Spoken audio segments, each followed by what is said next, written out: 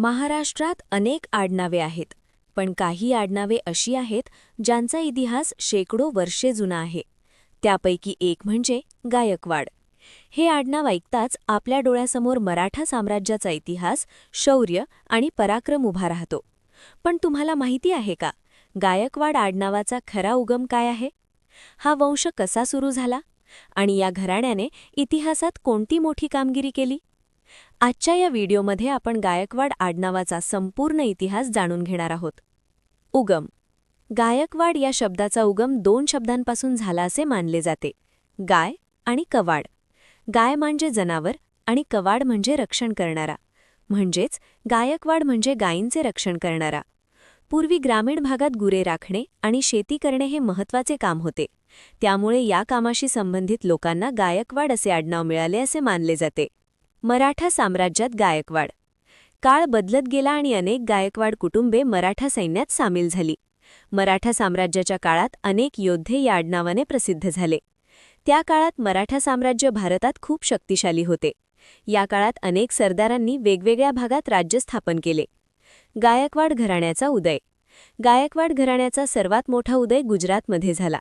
तेथे त्यांनी बरोडा स्टेट नावाचे संस्थान स्थापन केले. या राज्याची राजधानी होती वडोदरा. हे संस्थान भारतातील सर्वात समृद्ध आणि विकसित संस्थानांपैकी एक होते. महान राजा. गायकवाड घराण्यातील सर्वात महान राजा होते सयाजीराव गायकवाड III. ते खूप बुद्धिमान आणि प्रगत विचारांचे शासक होते. त्यांनी आपल्या राज्यात अनेक सुधारणा केल्या.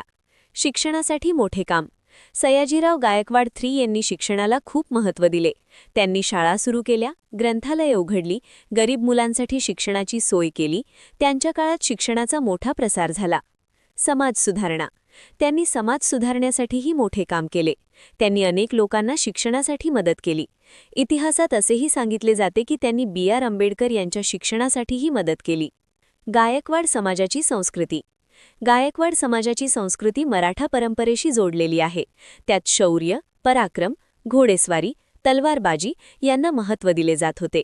सण आणि परंपरा.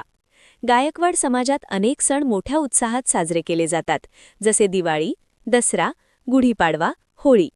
विशेषतः दसऱ्याच्या दिवशी शस्त्रपूजा करण्याची परंपरा अनेक ठिकाणी आहे. आजचा गायकवाड समाज. आज गायकवाड समाजातील अनेक लोक शिक्षण घेत आहेत, सरकारी नोकरी करत आहेत, उद्योग आणि व्यवसाय करत आहेत. त्यामुळे हा समाज आजही प्रगती करत आहे. एंडिंग.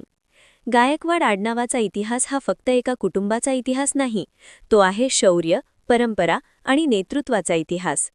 हा इतिहास आपल्याला सांगतो की परंपरा जपत पुढे जाणे किती महत्त्वाचे आहे. लाईक आणि सबस्क्राईब. एंडिंग.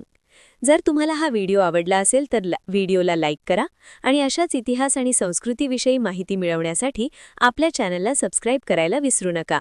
धन्यवाद.